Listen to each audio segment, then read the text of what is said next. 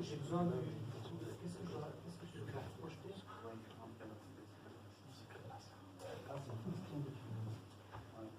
Sinon, utiliser la charme.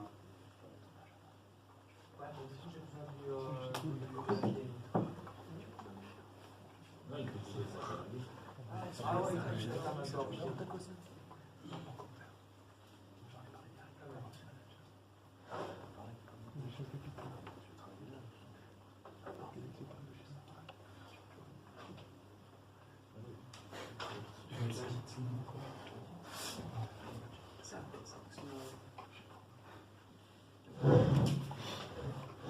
J'avais prévu d'utiliser le distributeur le robot pour simuler le distributeur, mais comme le robot ne marchait pas, le robot et le moteur n'étaient pas bons, je l'ai orienté sur un distributeur que moi-même j'ai fait maison pour lui montrer que ça marche. C'est le même principe.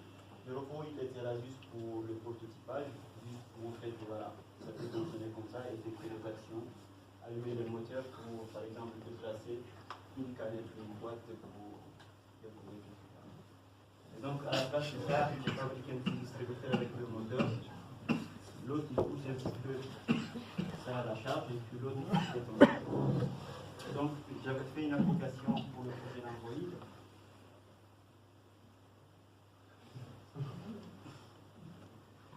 Voilà.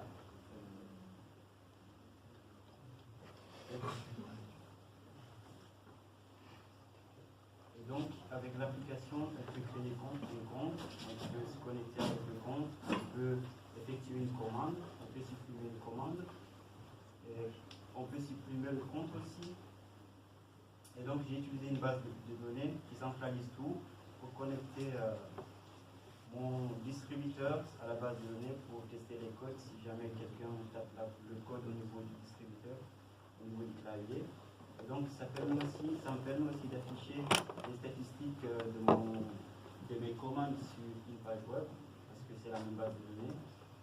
Et si on supprime par exemple une commande a été achetée, donc a été payée, donc ça sera supprimé automatiquement dans la base de données et toutes les données seront mises à jour automatiquement. Et donc, c'est un petit peu difficile à expliquer parce que là, j'ai le serveur pour l'ESP, j'ai un serveur pour l'application, là, j'ai un serveur pour la petite page web. Ouais, mais c'est pour la redondance, c'est pour éviter que si l'autre tombe, les autres peuvent prendre la relève en fait.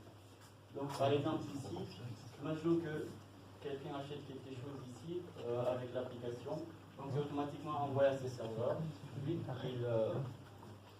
il effectue la commande à la base de données, il enregistre la commande de l'utilisateur, et une fois que l'utilisateur clique et tape au niveau du clavier ici le code qui a été généré de façon aléatoire là, quand il clique ça, ça sera envoyé directement à l'ESP, et l'ESP va envoyer la requête à la base de données pour récupérer la commande et la supprimer en même temps.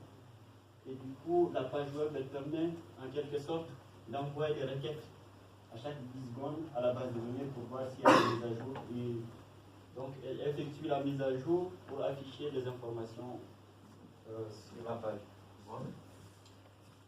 Et donc, là, je vais commencer par effectuer un achat.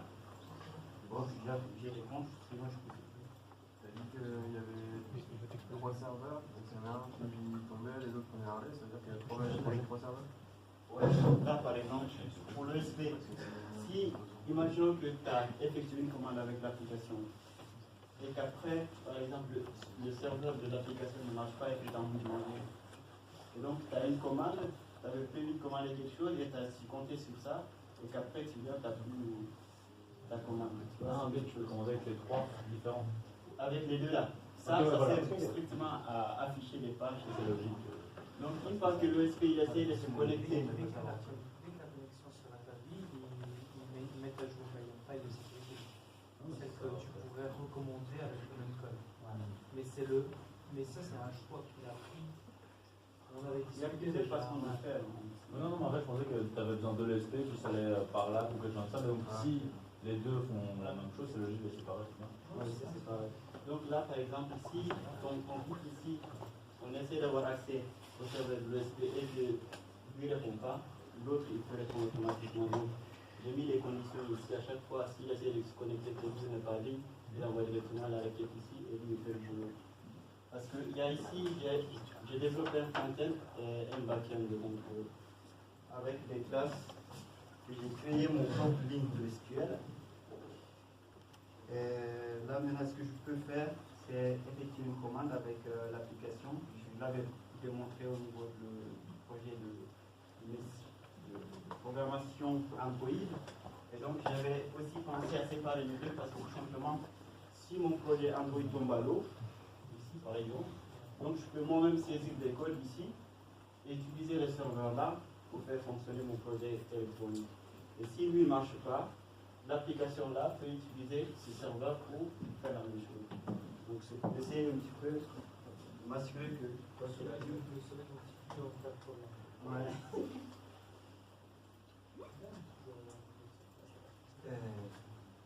Donc ça, je ne sais pas si je vais vous montrer.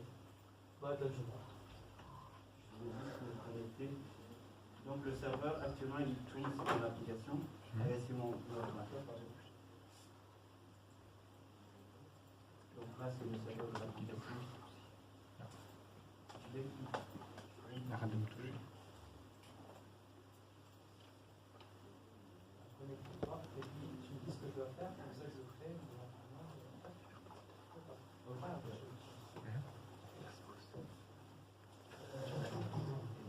Donc devant moi je vois pizza, burger. Ouais, bon, enfin, voilà. On l'a déjà vu. D'accord. Donc je dois cliquer, je dois faire quoi? Je dois cliquer sur. Je vais d'abord voir ce petit bouton que j'ai ici, c'est la commande. Ah oui, tu dois ajouter. Donc on n'a pas de commande.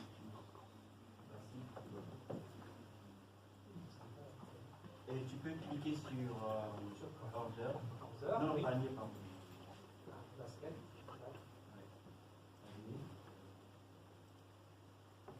Est-ce que tu as quelque chose qui s'affiche? Basket. Oui. Burger, salade, tomate, légumes, sauce, Donc cocktail. voilà. L'utilisateur a cette commande. Ouais. Et donc tu cliques sur remove. Ok. Et donc je vais l'activer ici. Voilà. Donc la commande n'existe plus dans la base. D'accord. Maintenant, essaye de recommander quelque chose. Va dans restaurant, Restaurant, ouais. clique achète n'importe quoi. Ton. Ok, clique. J'aime pas le ton. Ok. Order. Code 5884. 5884. Et bim. Il est là. Et maintenant, Et maintenant, si j'utilise le code, par exemple, ici, j'arrive là-bas. oui, Voilà. Et je mets mon code 5884 sur ce clavier-là. oui, Et bim, le truc qui me sert mon doigt. oui.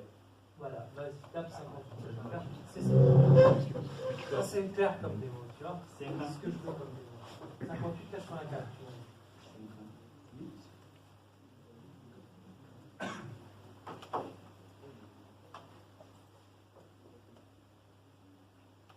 Oui, ça communique. Ah oui, et ça bouge. Et nous sommes en train d'avoir un gros petit capuchon de Coca-Cola. Donc voilà, il Barnage. va mettre la webcam pour montrer à tout le monde. Ouais. Voilà. Ta webcam. Là, c'est Tu vois, tu mets ta webcam. Mets ton PC en face. Ah, voilà, bon. Il faut qu'on aille voir un robot qui bouge. Ouais.